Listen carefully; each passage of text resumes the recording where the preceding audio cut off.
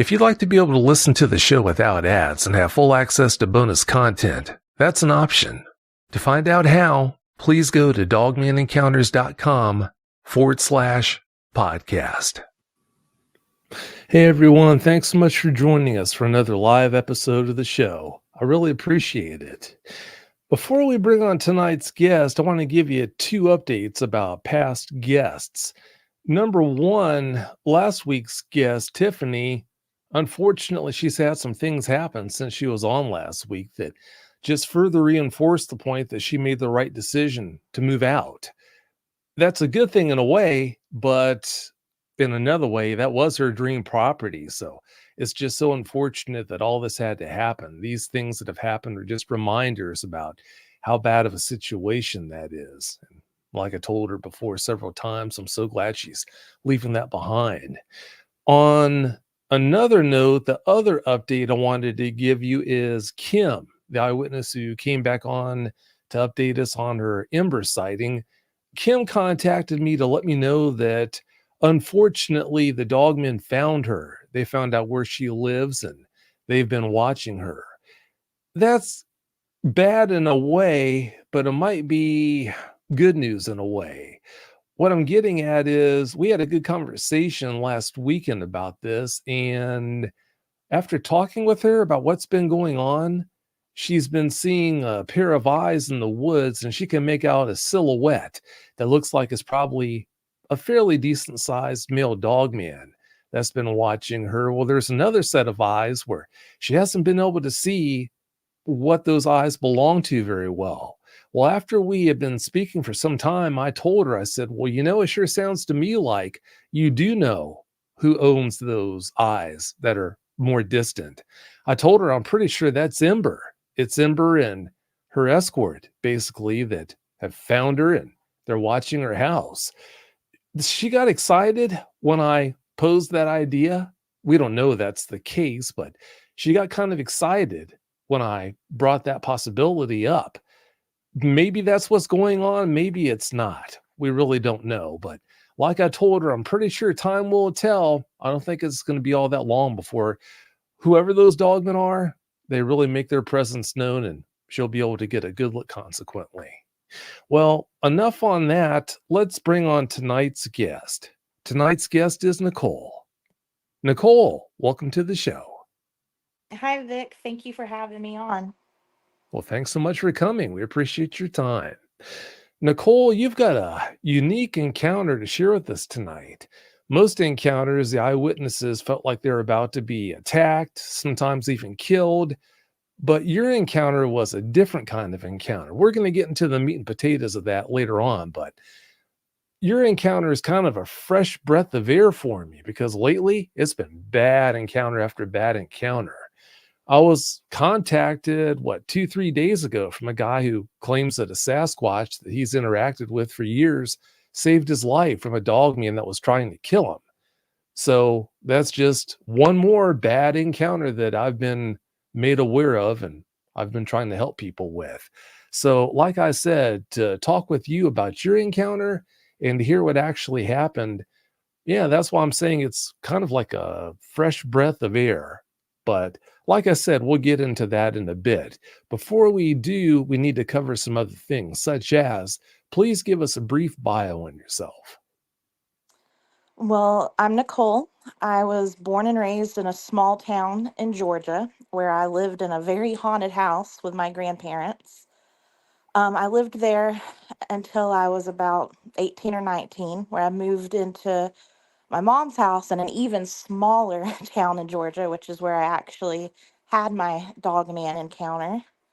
And then shortly after that, I moved here to Florida for a job where I've now been ever since. And I live with my husband and our 2 rescue dogs and our rescue cat. And that's about it. I work from home and I spend most of my time hanging out with our animals. I'm very passionate about rescuing animals and I donate my time to the local shelters and whatnot. And yeah, that's where most of my time and where my heart lies is with them. Wow, that's great. I think that's great that you rescue animals the way you do. What kind of dogs do you have? I have a Rhodesian Ridgeback, and I have a pit mix. The Ridgeback is about 5 years old. We rescued him at the start of the lockdown for COVID. Our local shelter was trying to clear out as many animals as they could as everything was shutting down around here. And we we've worked with them before in the past, and they were like, "Hey, do y'all want to come get a dog to foster or take one on?" And I was like, "I'm not going to just foster. I'm going to take one. So let me come come take a look." And I got my little spoiled baby. And then our pit mix, he's about 13 years old now. He's an old man. He's our gentle giant. I'll bet those two keep you busy, don't they? They sure do, especially the Ridgeback.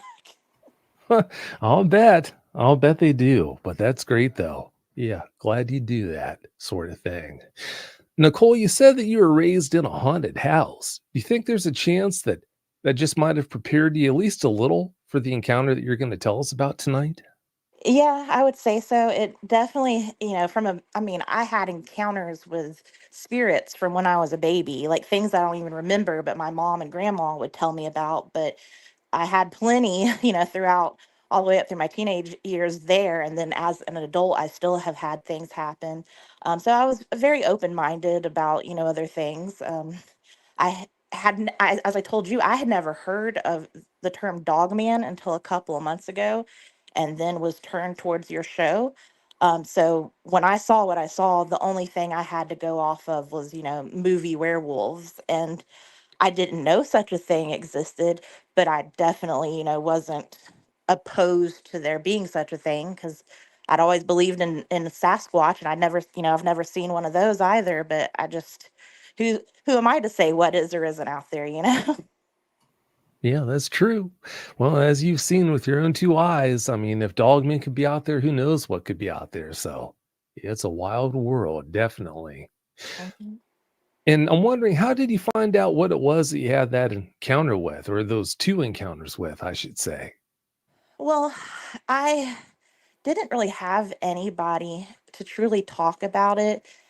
And anytime I've like brought it up, people are like, that doesn't exist.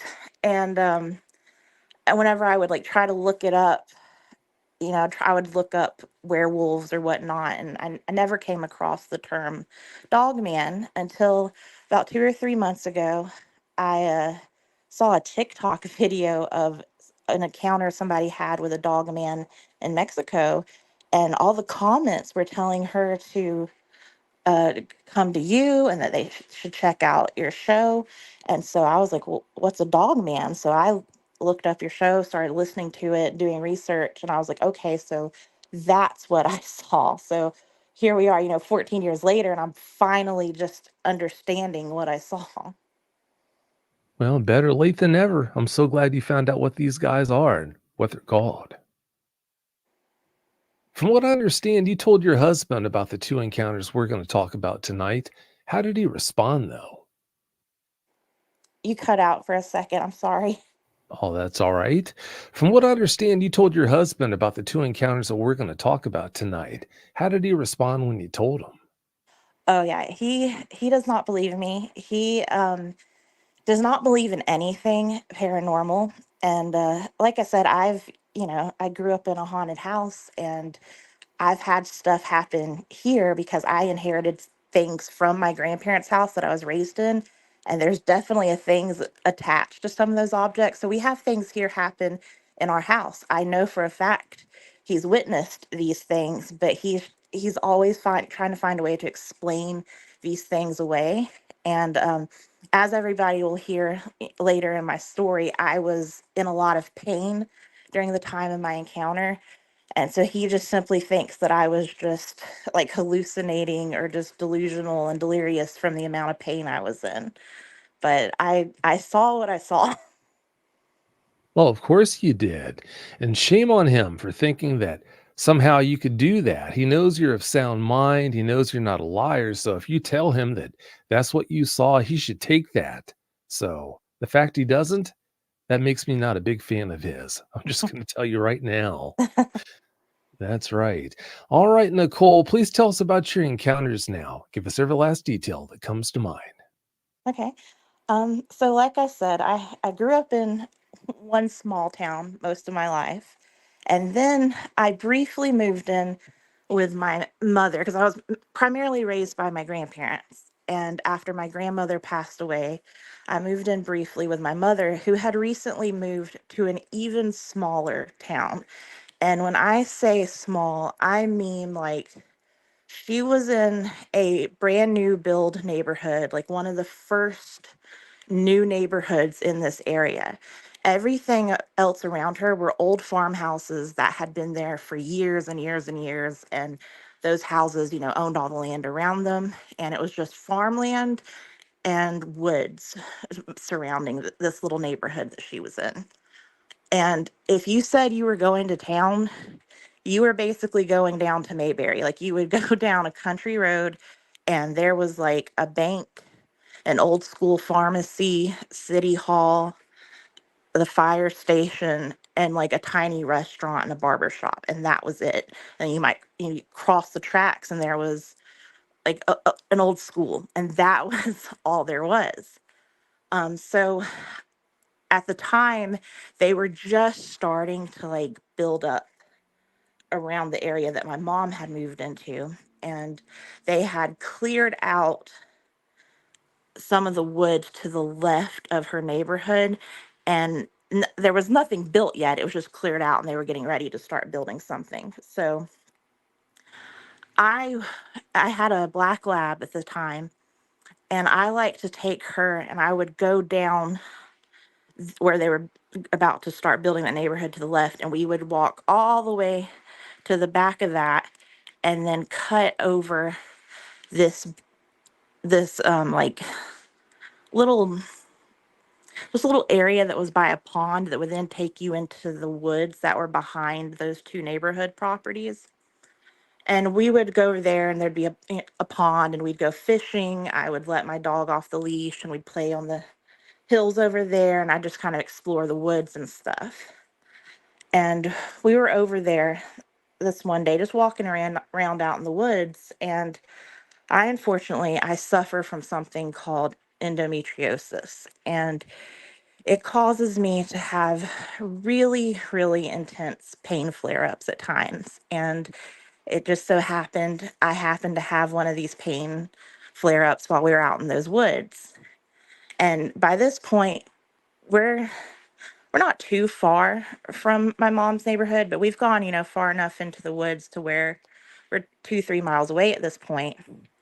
And I can tell the pain's just going to get worse and worse. And I'm not going to be able to walk back home. Like I can barely move when I'm having this sort of pain, but yet alone, trying to walk a couple miles, like that's unheard of.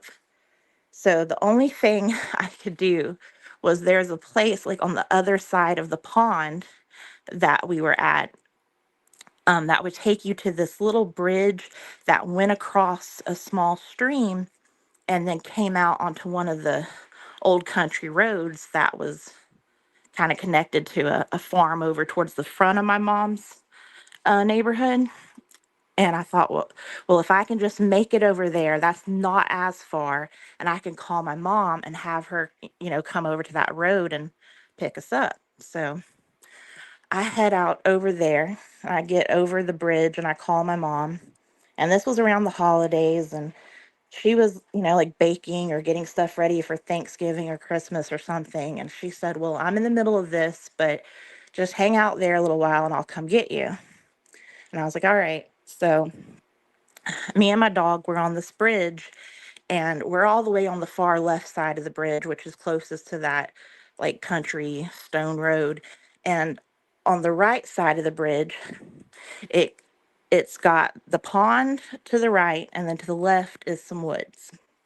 And at this point, just that little bit of walking has got my pain just to absolute next level. Like I can't breathe.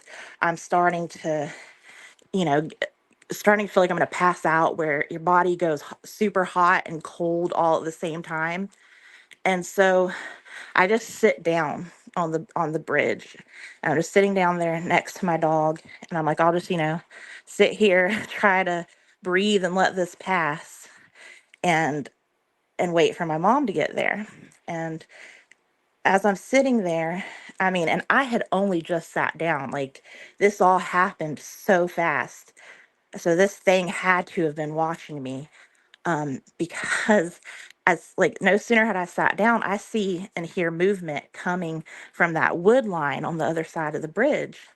Now, over here, it wasn't unusual for me to see deer or wild turkeys or something like that coming out and coming over there to that pond. So I thought, oh, I'm going to have some nice animal company while I'm waiting here. But no, this big gray hunched over werewolf like creature steps out from those woods and walks up to the end of the bridge. This thing was dark gray with almost like a blue cast to its fur. And it was kind of like a cross between like one of the underworld werewolves and Remus Lupin from Harry Potter. It was very hunched over and muscular, but it wasn't like huge, like it wasn't like the Van Helsing werewolf, like I've heard some people describe. This thing was about, I'd say, 7 feet tall. It might have been taller, but it stayed very hunched over, like it was trying to appear smaller and less menacing. And I'm about 6 feet tall myself. So this thing, it approaches the end of the bridge, and it squats down on all fours because it's walked out of that clearing on two legs, and now it's squatting down at the end of the bridge. And it had, like, the backwards, like, looking legs, like one of my dogs has. But when it sat down, the front, like, it had basically hands with claws. So it wasn't like when my dog's, just sitting there. It was like a man with dog feet and a dog head just squatting there in front of me. And like I said, I'm about 6 feet tall, so this thing wasn't much taller than me once it was squatting down like that. So at the most, it was probably 7 feet tall or so. Well, this thing's looking at me. It's not showing me its teeth. It never once, like, truly tried to look menacing at me, but it was still scary because I'm sitting here thinking, oh my God, this is a werewolf. And I'm already in pain, and there's no way I can, try to run from this thing. I'm as vulnerable as you possibly could be right now. And my blood has gone from running cold to just being completely solid ice in my veins. I don't know what to do. I'm freaking out. I'm not taking my eyes off of the creature, but I'm trying to avoid eye contact with it because I don't want it to feel threatened or like I'm challenging it or anything. But I also, I don't want to look like I'm challenging it or anything. I don't want to get up and run and, make it think that it's a game, come and get me. So I'm just still sitting there just looking at it. And my dog, she was not afraid of anything. To her, every person, every animal was just a new playmate for her. She was never afraid, and she certainly was not an attack dog. But this thing scared her to death, and she started cowering behind my back. And that just added to my fear because I've never seen this dog get scared, and I never saw her get scared again. And so I'm like, okay, great. If she's scared, then I know we're in a pickle. This is awful. And so I'm just freaking out. And now this thing is trying to scoot closer to me. It's very slow. It's still on all fours, and it's just kind of creeping closer to me and tilting its head. Like, I can still see it now in my mind. It's terrifying. And it's just kind of tilting its head like a curious dog, like it's trying to figure me out. And as it's creeping closer to me, my dog starts freaking out even more and is just practically trying to crawl into my back right now. And is just whimpering and whining. And that draws the dog man's attention even more. Like it's now more curious about what my dog's doing. And it stands up on two legs again and starts moving across the bridge towards me. And all I could think of was that scene in The Silver Bullet when the kid's out on the bridge on 4th of July and that werewolf priest is coming at him. But so the dog man's walking towards me, and at this point I just go into full panic. I'm crying, I'm yelling, and I'm going, please don't hurt me. I'm hurt. I have somebody coming to get me. I don't mean to be intruding on your territory. I'll I'll be gone in just a moment. Please don't hurt me. And I was like, if you do have to hurt one of us, please take me, let my baby go. And I'm just begging this thing for my life because I don't know what it's about to do. It's just coming closer and closer to me. And of course, I'm sitting down on the ground, so this huge thing is over me, and it's just as menacing as you could think. And finally it kind of stops. It doesn't make it all the way up over to me. It's just kind of like halfway across the bridge, and I all of a sudden just have this calmness wash over me, and this feeling of everything's going to be okay. The panic immediately leaves my body, and it's like I didn't hear like a foreign voice. It was just like this thing took over my inner monologue and started telling me, hush, hush, you're okay.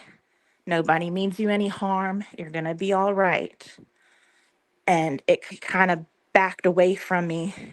And it was like something was asking me, like, are you hurt? Are you in trouble? Do you need help? That's all I'm looking for, is to see if you need help. And so the thing has slowly backed away from me at this point, and I kind of look at it and I say out loud, I'm like, "Oh, you're concerned about me?" And I'm just shocked because to think that, here's this big werewolf thing and it's trying to make me feel better. And I started explaining, I'm like, I'm not injured. I'm sick. I have something wrong with me, but I'm okay. And there's somebody coming to get me, and I will be out of your territory in just a moment.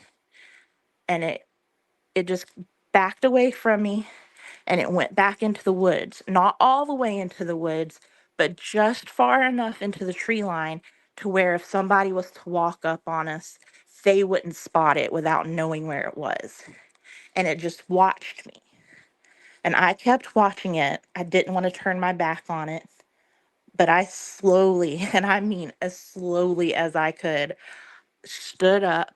I grabbed my dog by the leash and I backed down my side of the bridge and got closer to the road. And I never took my eyes off of this dog man, and it never took its eyes off of me either. And I'm just standing there trembling, like, because even though this thing seems to be letting me go and is acting like it's, concerned, I don't know if it's just trying to catch me, with my guard down or whatever. I don't think this thing is my new best friend out here in the woods. And I'm just watching it while it watches me. And I'm just praying, like, Mom, please get here as fast as you can. And in a few minutes, the car pulls up. This thing is still watching me. I grab my dog, I throw it into the back of the car, and then I hop in the car with my mom, and while I'm still watching the woods, and it finally turns and leaves. Now, my mom and I, we don't really have that good of a relationship. And as soon as I get in the car, she's just kind of scolding me and saying, like, why were you out there in the woods when knew you could have had a pain flare up like this? And I'm like, Mom, I didn't know. It just caught me off guard, which it really did. And I'm crying and sobbing, but it's, mostly because I just had this encounter. But she doesn't know that. She just thinks I'm in pain, which I still am, in terrible pain. But I'm now freaking out about this thing I just saw. But I'm not going to tell her because even though she is um, sh- sensitive to paranormal things like I am, she has never really believed in anything like this And so I'm not about to try and explain what I saw to her. I had a cousin that lived in the mountains and had different encounters with things, and most of my family mocked him and made jokes about him, and my mom was one of those people. So I didn't open up to her. I just sat there, in silence, just trying to process what I saw. And well, later that night, I'm now back home and I'm up in my bed and I'm just trying to drown out my thoughts with the TV, and my dog's up there and she's now seems like she's gotten over the experience. She's just conked out on the bed. And I get this urge all of a sudden to go look out the window. I try to fight it because I'm like, this is weird. What if that thing's out there? And but I get up. I'm like, well, I'm up here on the second floor. This thing hopefully can't get me inside my house up here. So I walk over to the window, and across the road from my house is one of our neighbor's house that backs up into the wood line. And just out of those woods and into the clearing, right where like just enough for the moon and one of the street lights to kind of shine on it, is that dog man. And it's looking up at me in my room and I'm looking down at it. And then that feeling takes over my mind again. Again, it's not like I'm hearing some foreign voice. It's just my inner dialogue, but it's like it's being controlled by something else. And it was like, hey, you're still all right. I just wanted to make sure that you're safe and you're okay. And I'm just kind of like, yeah, I'm fine.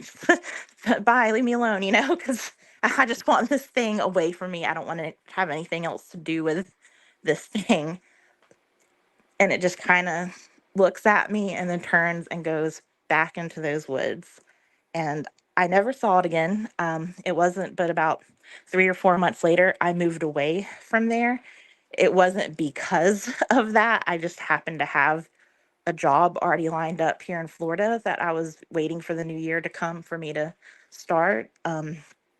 But the last couple of months that I lived there, I never wandered down to the pond or into the woods ever again. And I've only been back to my mom's house maybe 3 or 4 times. Again, we're not very close, so I don't really have much of a reason to go back. And I do have a little brother, but if I want to see him, he usually comes here because I mean, we're in Florida and have all the theme parks. So, of course, he'd rather come here than me go there. And now that place is so grown with so many businesses and restaurants and warehouses and tons of new neighborhoods that there's really no longer that big wooded area or the farmland anymore. It's all, taken over by your typical modern world that we live in. So I don't even know where that dog man could live over there without being bothered by humans at this point. But yeah, that was the only time I saw it, was that day on the bridge and then later that night. And that's the only encounter I've ever had with a dog man, and I hope I never have one ever again. And that's pretty much it. Well, that makes two of us. Yeah, I hope you never have another encounter again also. You're getting pretty worked up there talking about those experiences. Let's shift gears a little bit. We can get back into the whole dogman thing in just a bit, but let's kind of shift gears here to help calm you down. Are you ready for the holidays, or do you still have to do all of your shopping? I still have to do shopping, but I'm definitely ready for the holidays. Christmas is my absolute favorite time of year. I've been saying I just want to go ahead and put the tree up now, but I usually do that at midnight on Halloween. Really? Midnight on Yeah, Halloween? yeah. So as soon as like the trick or treaters are gone, I take down all the Halloween stuff inside and I put up all the Christmas stuff. And then the next day I takes down the outside stuff and then put up my Christmas stuff. My neighborhood's always like, it's Christmas time when Nicole starts putting out her stuff and then they all follow suit. Wow, you're really into it then. I'd Yeah. say you're even crazier about Christmas than I am. I love Christmas. I'm definitely a Christmas girl. I buy Christmas things all year round. I wear a lot of Christmas clothes year round. I love it. Have you got my present yet, though? Yeah, I'm gonna get you a DVD of the classic Wolfman. Yeah, that'd be a good present. That'd be okay. That's funny. Are you sure you're ready to talk about these encounters? Because if you want to unwind a little longer, we can definitely do that. No, I'm okay. I think I got more nervous just knowing that there is an audience. I've always been a bit shy and introverted, so I'm being really brave to come on here and talk about this, but I really wanted to. Yeah, very brave. It's not an easy group of experiences to talk about, number one, but yeah, I mean, most people aren't comfortable to talk to audiences, so it's like a double whammy. I get it. I feel so bad for you, though, Nicole. It sounds like you went a long time after having these experiences before you could confide in anyone. How long was it? I mean, I tried, like a couple of friends, and they would just kind of laugh it off and think I was joking. And I mean, that was within, the first few months of it happening. But nobody really took it seriously. Like I had said, the only person that I knew of that had ever experienced, I don't know if he'd ever experienced a dog man per se, but I knew he had encountered other things, was my cousin who was half Native American, and his mother was Native American, and she had brought him up, teaching him about all the things out in the woods. And they lived in an area where he claimed he saw things, and he would try to talk about it, and my family ridiculed him. And I always listened to him, but he had actually passed away from cancer, unfortunately, by the time I had my own experience. So I didn't have anybody else I could talk to. And ironically, he had a pet wolf, like an actual 100% wolf that he had raised and rescued as a pup. So he would have been like the perfect person to talk to about this sort of thing. Yeah, you would have been. Shame on your family for ridiculing them, though. That's Yeah. horrible. Hmm. Yeah, that really is. But from what you've told me, I guess that's kind of what I should expect. I mean, it sounds like it does tend to run in the family. Yeah. Yeah, it does. Were you more hung up on trying to figure out how in the world this thing was able to use your inner dialogue to communicate with you? Or were you more just struck from the fact that, okay, I just saw something that looks like a dead ringer for a werewolf? I mean, it was both. I was absolutely floored to see such a thing because, I mean, you see them on movies all the time, and I liked, horror movies growing up. I still do, and but I just never expected to see, something from the screen right in front of me. But whenever I tried to do research, like I said, I would, look up werewolves and stuff, and I would look up. Like hearing like the voices from like a cryptid or something. Like I was, looking up all different things. And one thing I had learned over the years, long before, I just learned about, what a dog man was a couple of months ago, but I had learned about the kind of feeling I had when it was doing the mind speak, because I read and heard several people who had had encounters with vampires, usually in Louisiana, and they had very similar experiences to what I had with this dog man, with it basically like just taking over my inner monologue, controlling my feelings and whatnot.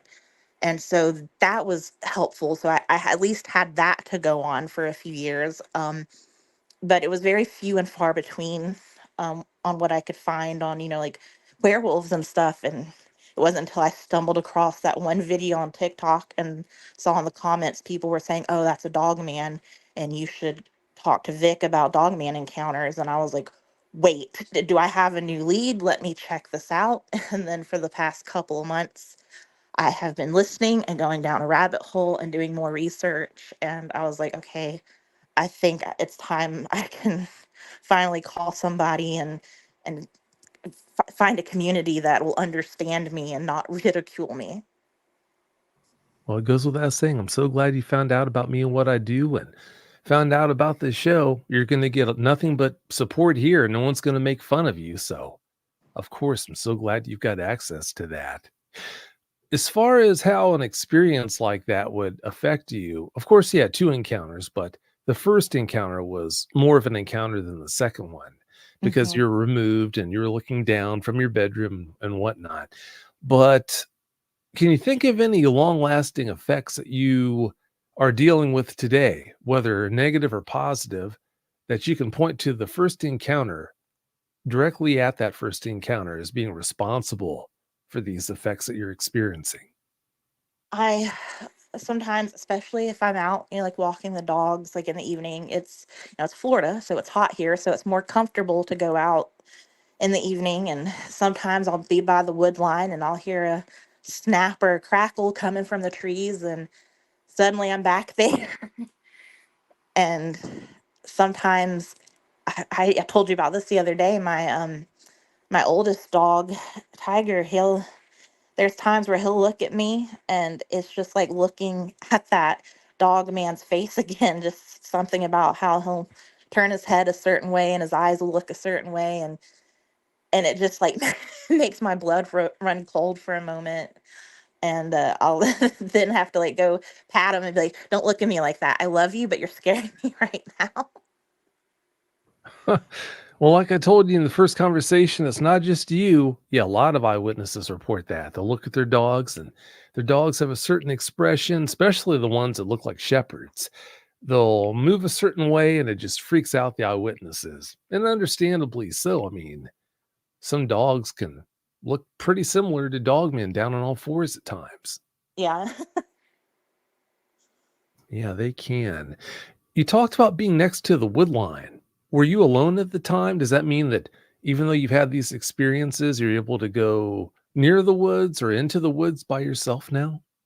Yeah, I mean, I still go. I always have one of the dogs with me, usually my Ridgeback, because our senior dog Tiger, he's 13 years old. He can't really hang out as long as me and our younger dog can now. He's having a harder time moving around, but the little one has lots of energy, so he's my walking buddy. We've ran races together and stuff, and we wander around the woods and the swampland over here sometimes.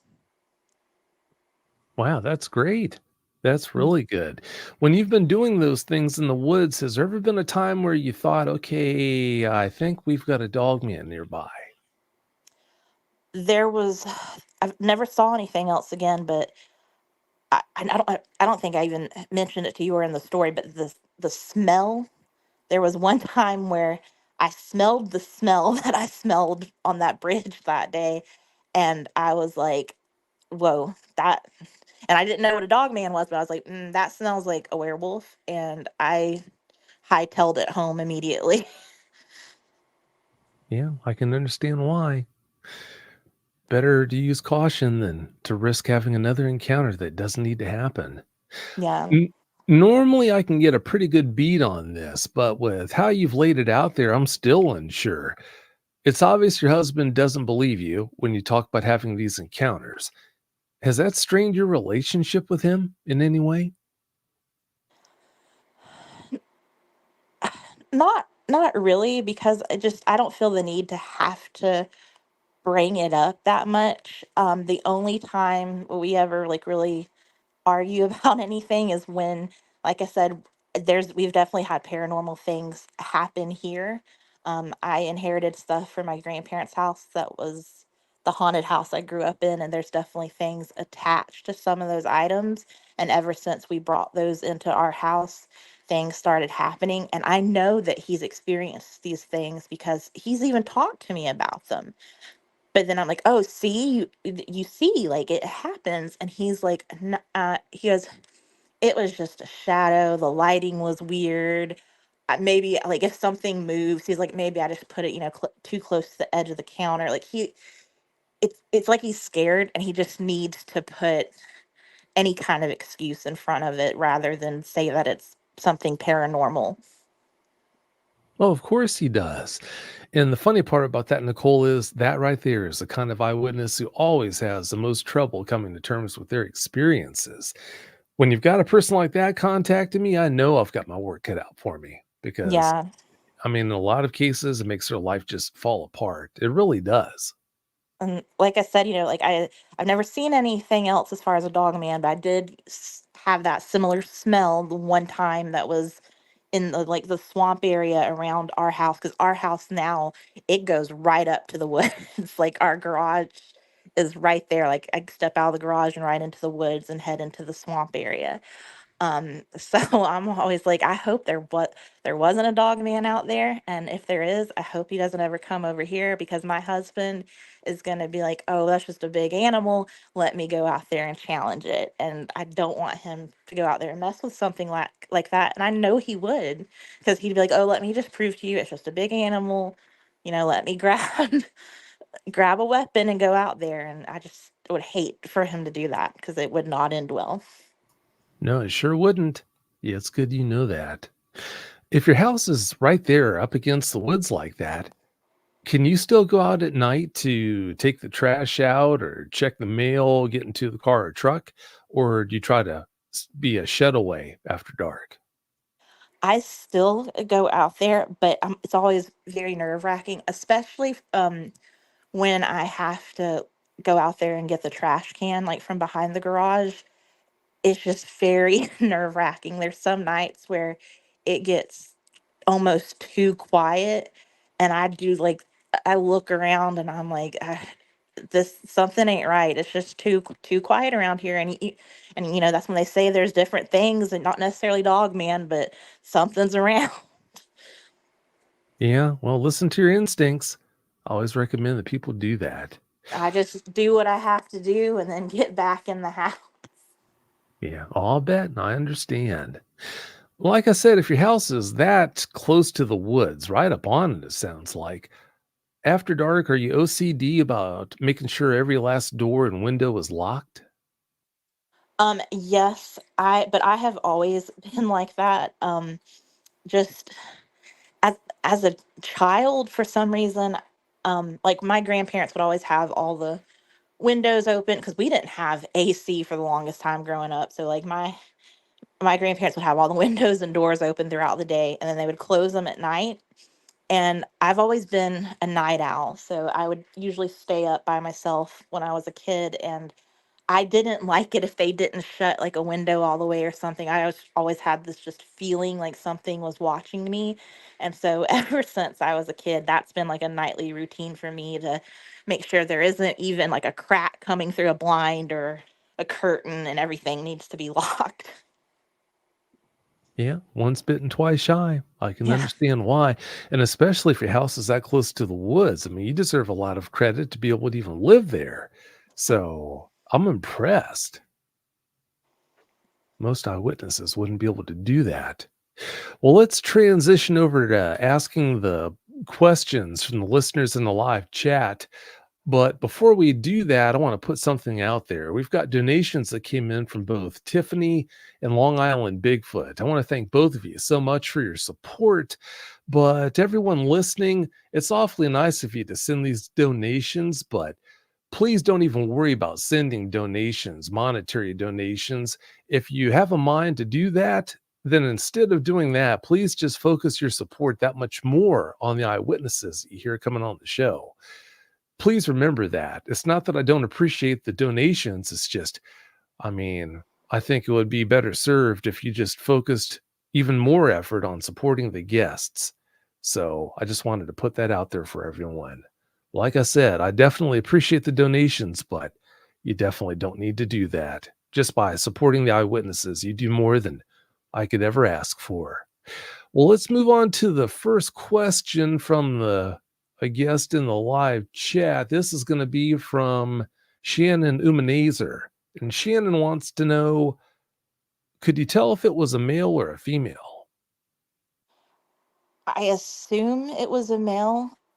It don't know why it didn't look feminine to me. At the time I didn't have anything to go off of what would be what.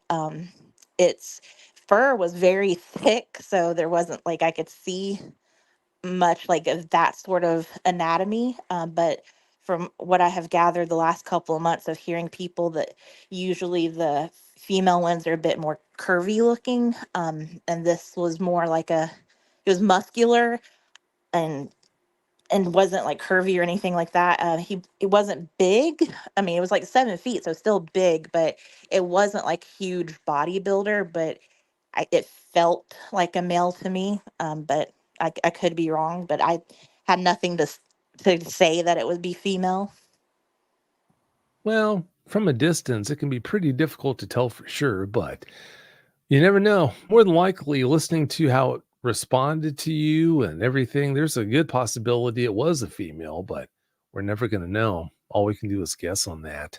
Yeah. Bang Bang wants to know, Nicole, did it smile at you? No, it didn't. I mean, I could see like its biggest fangs like sticking out of the front of its snout, but it never like growled or menaced or even tried to make a friendly smile. I really felt like it was trying to be the least amount of intimidating as possible. Which it stayed, kind of squatted down. And then when I panicked and it was standing up, it backed away and squatted back down. Like it really tried to, it seemed almost like respectful and trying to keep me from being afraid. Again, like I said, I don't think it was my new best buddy. I don't know if it was just trying to lure me into a sense of safety and hope that, next time it could get me. I don't know. But I mean, it could have had me right then and there if it had wanted to. But yeah. It didn't like ever really show its full teeth to me or anything. I just could see the biggest fang sticking out of the front of its mouth. It might have been trying to set you up for a fall down the road, but if you think about it, it had you dead to rights right there. If it wanted to get you, why not just do it then and there? I mean, it's possible. I'm never Yeah, going to say it's not, but it just wouldn't yeah, make sense in my opinion for that reason. no, because I mean, I was as vulnerable as you could get. I was, sitting on the ground out there in the middle of the woods. I was in intense pain. If it had wanted me right then and there, it could have had me. That's right. Yeah, please never lose sight of that fact. The next one on deck is from Michigan Meat Eater, and he wants to know, did you notice anything else? Forest sounds gone, smell, etc. Yeah, like I had said, I forgot to mention the smell that it did stink. It smelled like almost like a skunky smell mixed with like feces and ammonia. As far as the sound, when I'm in that sort of pain and I'm already like in that like almost blacking out state, my ears kind of go into like a buzzingness. Like, like when you're about to faint and your ears just kind of clog out and kind of have that buzzing feeling to them. I was like that at the time from my pain, so I honestly wouldn't have known if anything had changed as far as sound around me or not. Yeah, well, you had so much going on in your mind, you're doing good to know your own name. So, yeah, I think you deserve a lot of credit for that. It looks like Michigan Meat Eater has the next one up too. He wants to know, did you notice any type of expression on its face? It looked like just like a curious dog. Like it looked like how my dogs do when they hear like a new sound or see something for the first time, where they're like they almost have like their little eyebrows kind of go up and cock their head to the side. It was if it wasn't so scary looking, it would have almost been like a cute face, honestly, because how it was looking at me. But I was obviously scared and intimidated by it, but it just kind of kept looking me over like it was trying to figure me out. And I think that's exactly what it was doing, because when it took over my mind, I felt like something was saying like, "Are you all right? Are you hurt? Do you need help?" Like it's like it was trying to figure out like, why is this human just sitting here on a bridge like this, you know? If it did understand definitively that you did need help, I wonder what it would have done. It's not like it could have carried you into the hospital or anything. That's the thing I have thought about the most over the years for this encounter. And I just wonder, like, what if I had said, yes, I do need help? Like, would this thing had tried to pick me up? And as we know, later found out it knew where I lived. Would it have, like, taken me and, like, dumped me in my backyard or something? Like, Yeah, that wouldn't have been good at no. all. Even if I had needed help, I'd be like, nope, nope, I'm good. Yeah. Yeah, I'd say so. Understandably so, too. The next one up is from Keith from 1675. His question is, what color were the eyes if you could see? You're doing fine. Took me 30 years before I spoke to Vic. Thank you both. Well, thank you. The eyes I forgot to mention, but I did tell Vic about this when I first spoke to him. I'm a whiskey girl, and those eyes were like sunlight going through a glass of whiskey. It was like that bright, orangey, brown, amber color, And like I said, like it was like sunlight going through a glass. It kind of had that backlit effect, not like full blown like a fake light, but just kind of like a subtle glow from within. They were very intense. And I tried to avoid looking at the eyes at first because I didn't want to show it any disrespect or anything. It wasn't until it started kind of taking over my mind and I felt more calm that I finally looked up into its eyes when I asked it. I was like, "Oh, you're concerned about me?" Yeah, definitely not what you would expect when you have a dogman encounter, but I'll take that any day over the common ones. Yeah. Yeah, those normally aren't very good. The next question would be from Legal Gunsmoke, and they want to know, hmm, having a hard time understanding this one. I guess they're asking, once the feeling came over you, did it kind of calm your nerves? Yeah, it did. It was like the best way I could describe it was like my blood had run cold as this thing was coming towards me, and as soon as like it took over my thoughts, it was like a warm blanket was draped over me, and like I just felt like everything was going to be okay. When it stepped away from me and back into the woods was when the like the unsettled feeling crept back in. But I still felt less panicky than I had. Well, thank goodness. Anything that you can point to and say was a positive, we'll definitely take that anytime. Shannon Umanazer wants to know, was it hanging its head down like dogs do when they're approaching someone scared? Yeah, kind of like I said, he was sort of hunched over. I don't think he ever even when standing up on his on two legs, I don't feel like he ever completely stood up straight. He was hunched over and had his head down. It was like I said, it's like it felt like he was trying to look smaller and less menacing to me. Well, sounds like that dogman was trying to cater to you, like you said, to make it so that you weren't any more afraid than necessary. Thank goodness for that. Like I said, it could be a lot worse. You can have one that wants to frighten the dickens out of you. Mm-hmm. We'll take this kind any day. Ann Consul wants to know, if you see him again, would you consider asking him his name, or is that too dangerous to be so familiar? I mean, I don't think I would ever see him again, because like I said, this took place where my mom still lives. I am not close with my mom. I don't really have much of a reason to go there. I've only been back, like I said, maybe 3 or 4 times, and I now live in Florida. Um, and everything has changed so much over there. It's no longer just woods and farmland. It's now tons of neighborhoods and businesses and restaurants, and it's not the same place it was those 14 years ago. So I highly doubt I would ever see him. But even the couple times that I have been back there at my mom's house, I've never gone back down to that their area or anything. I just stayed close to the house. Even like when I was like taking the dog out or something while I was there, I didn't go further than like the next cul-de-sac over in the center of the neighborhood. Like I never left concrete and buildings. Like I stayed well way away, well away from any of the what was left of the wooded area. Not that there was much left anymore.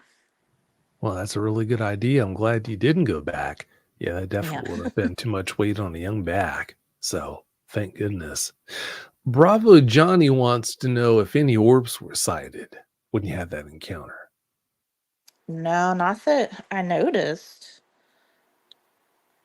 I mean, I've seen orbs before, like I said, I've had my fair share of other, supernatural things, like as far as ghosts and things, but no, I didn't notice any orbs when I was faced with this dog man that day. The reason why he's asking is it's not isolated for a Dogman eyewitness or a Sasquatch eyewitness to report seeing orbs right before or after their encounter. So I think that's what's behind that question. Gotcha. No, and then like I said, I was in so much pain and thought I was trying not to pass out anyway, that there might have been things that I was missing before this thing came out. Like I felt like I was about to go down, and that's why I sat down and was trying to like get myself together. And then that was when this thing stepped out. Yeah, you're just trying to hold it together. That's understandable. Andres Carrizales wants to know, you said that your mother believes in the non-physical part of paranormal like ghosts, but dismisses the physical part like Bigfoot. I think he wants to know, did you ask her why she does that? No, I didn't.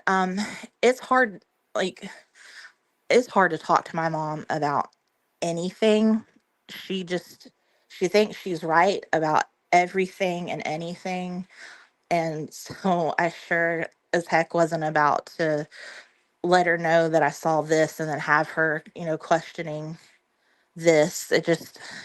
I've had enough arguments with her about many a thing in my lifetime, so it wasn't worth it to bring up something like this with her. Yeah, I don't blame you. I'm sure it wouldn't have been well received. Not So, at all. yeah, like I said, who blames you? Who could blame you for not doing that? Julie A. Thurston wants to know, Nicole, you have all the support in the world right here. Thank you for breaking out of your comfort zone and sharing your experience with us. I guess it's more of a comment than a question, but that's awfully nice of you, Julie. We really That sure appreciate your is. support. Thank you, Julie. I really do appreciate that. I've been, walking around for years with this, and nobody's ever taken me seriously. And it's been to the point where I questioned it and thought, maybe it was just the pain. Maybe when I was about to pass out, maybe I started hallucinating or something, but I did see it. I saw what I saw, and then it only, further confirmed it. By the time, I got home, I had medicine, I was doing better, and saw it yet again at night. So whenever I start to doubt myself, I'm like, well, you saw it again. So that's your confirmation right there. That's right. I'm glad you do that. Yeah, you're right. You definitely saw it, and that's all there is to it. Audacious Amber wants to know, were its ears on the top of its head or on the sides of its head? Also, she wants to know, do you think it was a dogman or a werewolf? Of course, a werewolf being a person who had shapeshifted into that form. Its ears were on the top of its head. They were very long and pointy, like a cropped, like Doberman ear. I mean, I assume now, learning about Dogman, I think it was a Dogman. At the time, I thought it was a werewolf because that was the only thing I knew, to go off of. There was nothing else I had ever come across other than movie werewolves. So that was what I thought. But also at the same time, I didn't really think that there were people transforming into wolves. I just thought that's just what you called this wolf-like creature, was a werewolf. But no, I think now that I've learned about them, I think it was a dog man. That was a good way to answer it. It looks like Amber has another question. She wants to know, was the dialogue in your head male, female, or your voice? I think you already clarified that it wasn't an actual voice that you heard in your head talking to you. It was your inner monologue that was taken over. Exactly. Yeah. I didn't hear like a specific like foreign voice. It was like something controlled my thoughts. It also, seemed to control my emotions because it made me feel calmer as it was doing this. And it just kind of took over that inner monologue. So it was just like any normal thought running through my head, except this time it was like this thing's way of communicating with me. Yeah, it's a lot to wrap your mind around. Daniel Williams wants to know, what do you do to stay so grounded all the time? I don't think I understand. Well, it seems like you're really staying level headed when you think about your encounters, and that's why you're able to deal so well with them. Of course, you have some hangups, but that's to be expected when you have an encounter like the ones you had. And it's proven to you with your own two eyes that things like this exist. But all in all, big picture, you're dealing very well with those encounters. You really are. And I think he just wants to know how you're able to deal with them so well. Well, thank you. Like I said, I grew up in a haunted house, and that made me much more open minded to just the unknown and things in general. I had some very scary experiences in my own house growing up. Um, Absolutely terrifying. I only spent one night completely by myself in that house, and I would never do it again. To this day, I have nightmares about that house, but I've only had maybe one or two nightmares about my Dogman experience, honestly. Now, like I said, I'll go out into the woods, or my dog might make a certain expression, or even today, I was walking out of the kitchen into the living room, and there was a movie trailer on for a new werewolf movie that's coming out, and I saw that werewolf, and I was like, "Whoa, that looks like the dog man I saw." I was like, "Man, that person must have actually seen one, because that's crazy," and that sent chills up my spine. Um, but yeah, I've had some pretty scary experiences from a child, like from a baby, honestly. So this was just a new terrifying thing, and with how it acted, it was less scary than some of the things I've had happen. It was just new and unusual and unexpected because I didn't know such a thing existed. So that was just the only difference, really. Wow, I can only imagine what you must have experienced in that house. That's awfully intense. It's one thing to go out and have experiences like this, but when you're having these frightening experiences, terrifying experiences and encounters in your own home, that is horrible. Don't know how you do it. Yeah, like I said, I still have nightmares, and I'm talking like every other night. I have nightmares, and I have full blown night terrors. I wake up screaming sometimes. I have sleep paralysis. I wake up and see things, and that scares my husband more than anything. Some of my reactions in the middle of the night. Oh, I bet. Yeah, you're sleeping next to someone and they wake up screaming. Yeah, that's not a good way to wake up Yeah. at all. Huh. That'd freak anyone out. It looks like Cody Laughing Wolf. Hey, Cody, he's got the next question, or I guess it's a comment. He's saying, "Yours sounds almost exactly like Sasha." That's a female dog woman that he came on the show twice and talked about his encounters with. He wants to know, do you think they're the same type? It's good to be wary. I've actually listened to Cody's stories, and from the sound of it, they do sound very similar, I think. Yeah, they just might be. I mean, yours just might have been a female. I wouldn't be surprised. All we can do is guess, of course, but like I said, I wouldn't be surprised in the least. This next question is from the Light Seeker. He wants to know, or she wants to know, was there a full moon out that night? Um, I don't remember. The first encounter I had was like late afternoon, early evening, and then that night, when I saw it, I didn't take note. I can't remember, honestly. I should honestly probably look at a calendar from around that time period and see if I can pinpoint when it was, and if there was one that night. Now, please don't feel bad about not remembering because, like I said, you had so much on your mind at the time. No one can fault you for not paying attention to what the moon cycle was. So I get it. I do.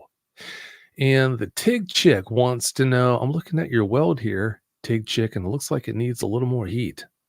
Anyway, Tig Chick wants to know, thank you, Nicole, for sharing. Did your dog's behavior change after that encounter? More protective with you or more needy with you?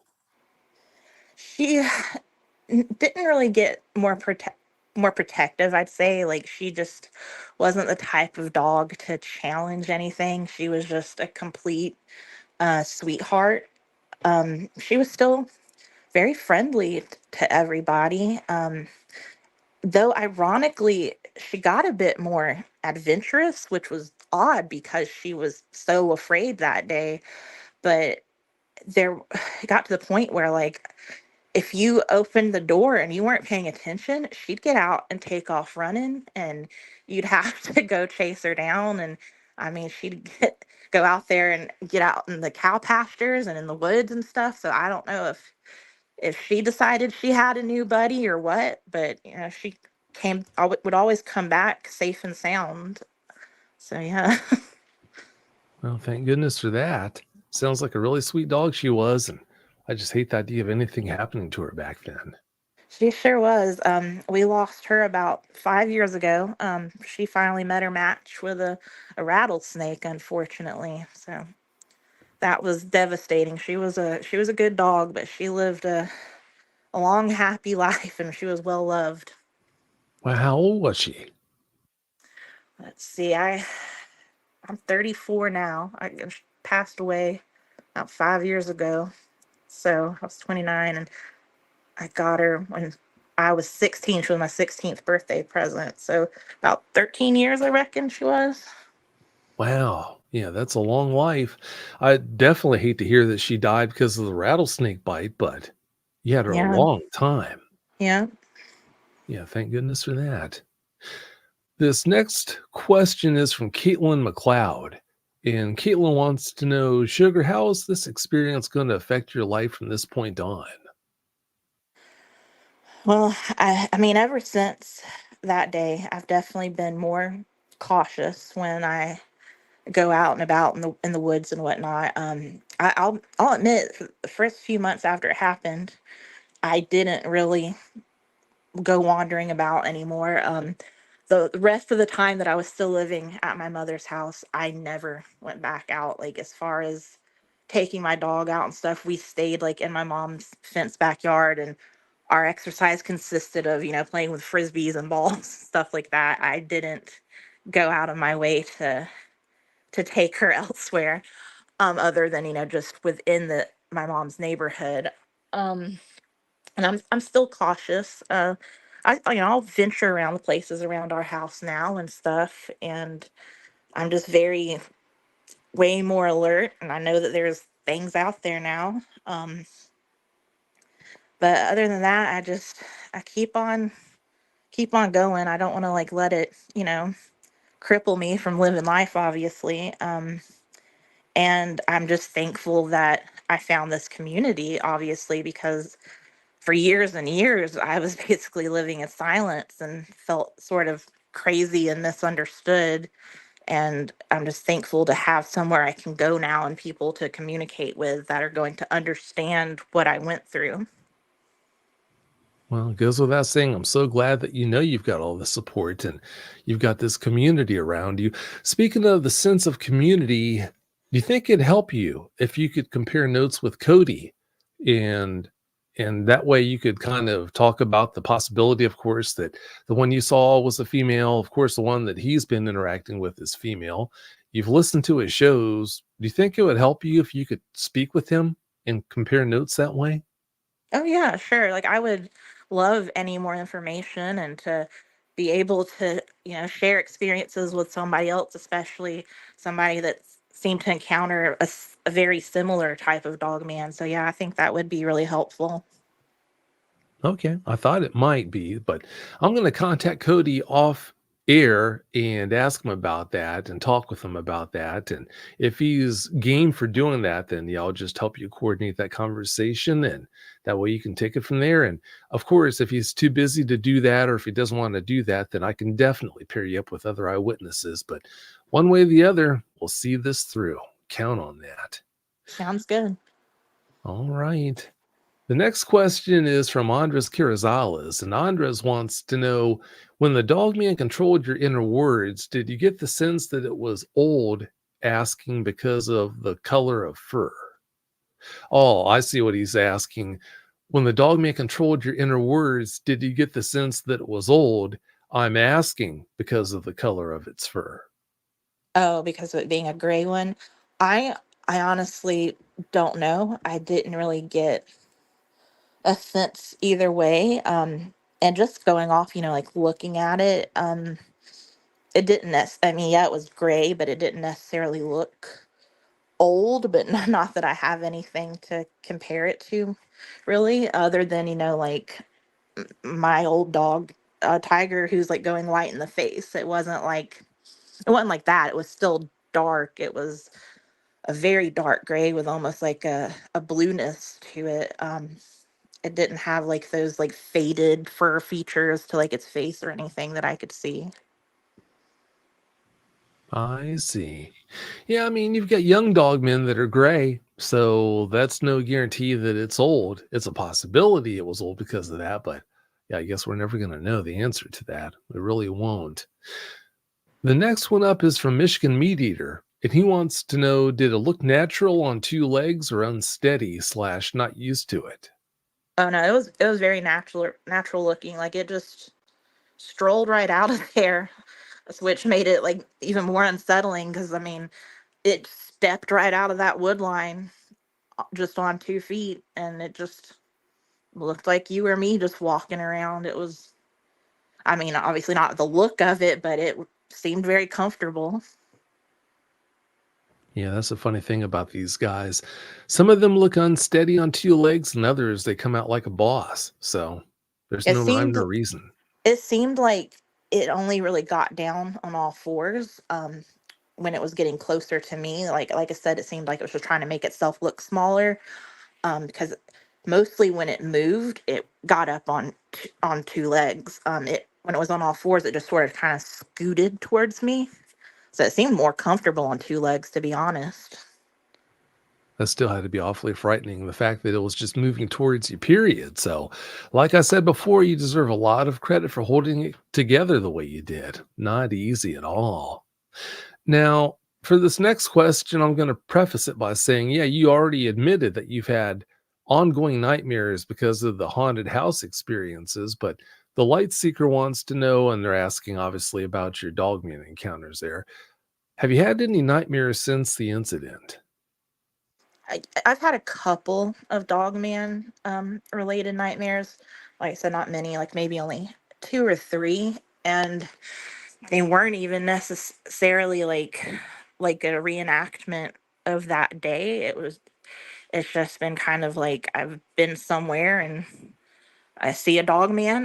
One of the dreams I had, it was like attacking me in the car, and a couple other times was just kind of just seeing it more so at a distance. So the true nightmare was the one of me like being attacked in a car. But I think I had also like had been doing research around that time, and so I was also coming across some different stories. Oh, and I had a dream because I heard a story where this girl said that she was like in her bed and there was one trying to get her to open the door. Like there was a glass window and it was looking into her bedroom and was trying to get her to come to the door and was like motioning for her. And I had a nightmare where I was in that scenario. But yeah, that's the ones I can remember the most. I know I had like a couple more, but they was just like kind of seeing them at a distance. Well, thank goodness you haven't had a collection of them, just a few. Yeah. Yeah, thank goodness for that. The next one is from Bon Jasso. And Bon wants to know, do you think it was tribal? Oh, I guess he means, do you think it was a tribal thing or just a crazy or just crazy encounters? I honestly don't know. I don't think, like, as far as like that land there, I don't know if it has any ties to like the Native Americans there or anything like that. I've never had another encounter. I've don't know of anybody around the area having an encounter, at least nobody I've talked to. The closest thing I've had is my brother had something tap on his window one night, that I didn't talk to him too much about it because my brother's a lot younger than me. He's only just now turned 13 and I'm 34. So this happened when he was smaller and I didn't really want to startle him, and he didn't see anything anyway. He has like blackout curtains and he didn't open the window, so who's to say what it was or who it was, you know? How long do you think you're going to wait before you go into great detail with him about your experiences? Um, until probably when he's an adult and away from my mom.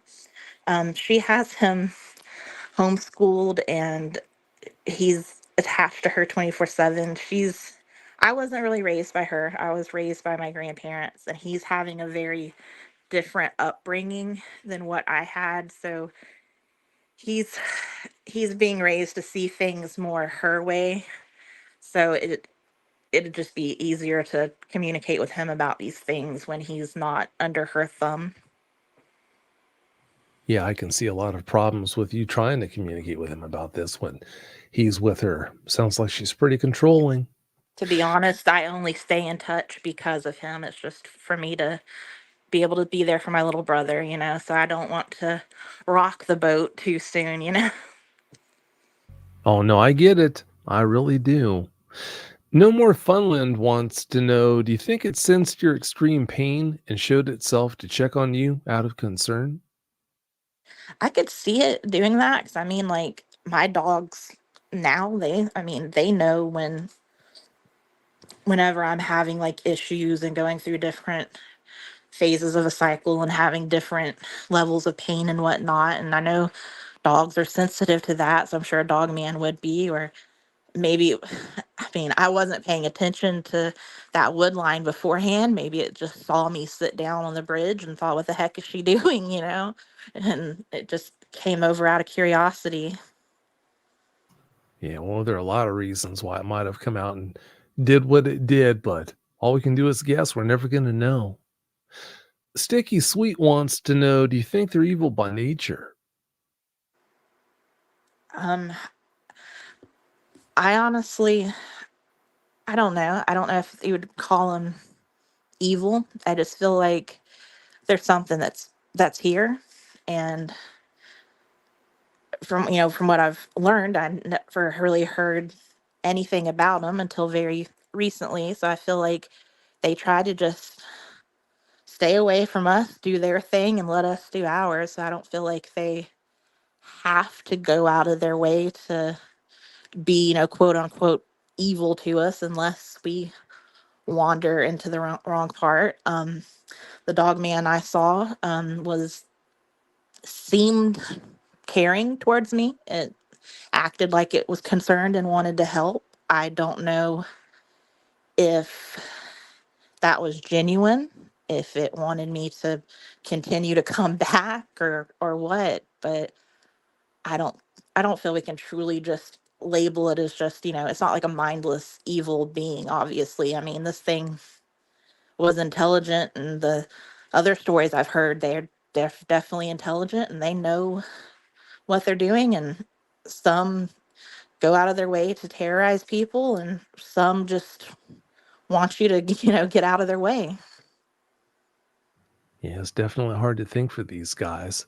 There's really no way to do it. If you think about how hard it is to think for people, it's no wonder that you can't think for these guys. No wonder at all. And looks like we have another donation from Kristen Dolishaw.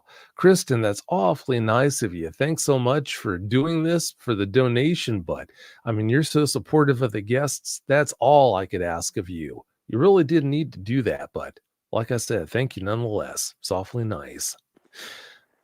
The next question is from GL James, and they want to know, has Nicole suffered from any migraines after the encounter? I do. I have very, very bad migraines, but they also run in my family, and they also are very prone with women who have endometriosis, like I do, and they tend to occur at certain times with me, like every single month. So, and they didn't start until maybe 5 or 6 years ago for me. So it's not something I'd been dealing with, like right after the encounter or anything. It's just kind of as my health has gotten worse with my endo stuff that I've had more extreme symptoms and things like that start to happen. So I really don't think if it has anything to do with the dog man. I think it just has to do with that, unfortunately. Well, no matter what the cause for that, I'm so sorry to hear you have to go through that. Yeah, Thank that's not you. good. Well, you're welcome. Yeah, I just want the best for you. I've got one more comment for you, and it's actually from Cody. Cody's message is, Nicole, I'm glad you're talking about this. I'm sorry it scared you. Not everyone can have encounters like Sasha and I. If you ever want to talk, I'm open. So there's the answer right there. After the show, I'm going to contact him. Well, I still have a lot of work to do tonight to prep this show and everything, so I might not be able to send Cody a message until tomorrow. But rest assured, I will contact him to try and coordinate this conversation between the two of you. That's awesome. I really appreciate that. Thank you, Cody, and thank you, Vic. Yeah, he's a good man. I'm not surprised he's doing this. Not surprised at all. Well, before we get out of here, Nicole, do you have any closing comments you'd like to put out there for us? I just want to say that I'm really, really glad I found this community.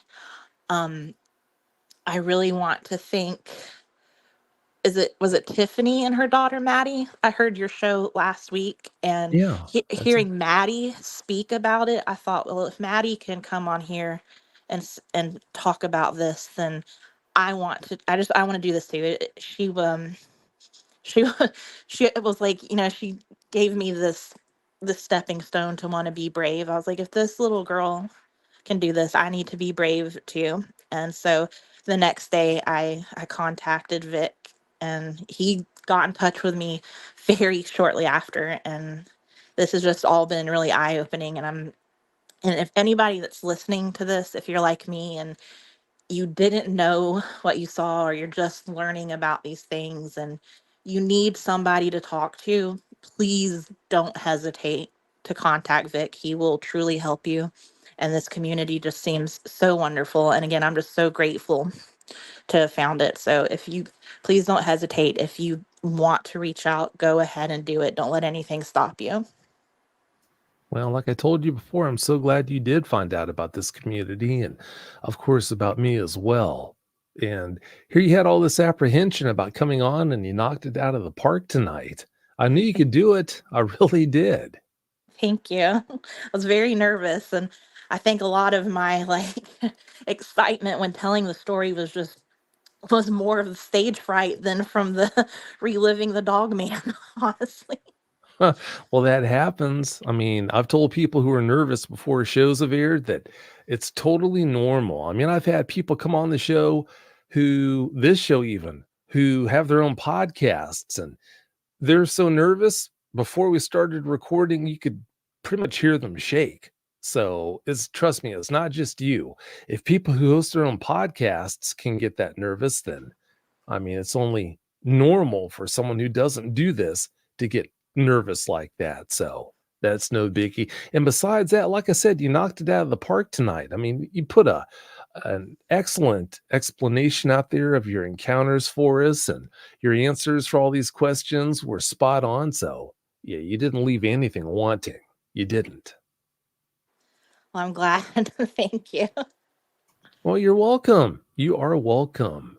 Well, having said all that, Nicole, like I said, I'm so glad you reached out. And if you ever need any help from me, all you have to do is just let me know. And by all means, I'll schedule another conversation with you to find out what's ailing you. And we'll take it from there. But having said all that, thanks again so much for coming on, and have a great night. Thank you. You too. Bye, everyone. You're welcome. Take care. All right, that's another one in the books, everyone. Thanks again so much for all of your support for these eyewitnesses. As you can hear, it definitely makes a difference. And for that, I can't thank you enough. One last thing before we get out of here. If you've had a Dogman encounter or Dogman encounters of your own, and you'd like to reach out to me for help, or maybe you want to come on the show and share your experience or experiences with Dogmen with the listeners, well, all you would need to do is just to go to dogmenencounters.com and submit a report. And if you do that, then I'll contact you to schedule a phone conversation and we'll take it from there. But yeah, I can't thank you enough, like I said, for all of your support. I really do appreciate it, and hope you all have a great weekend and a great night.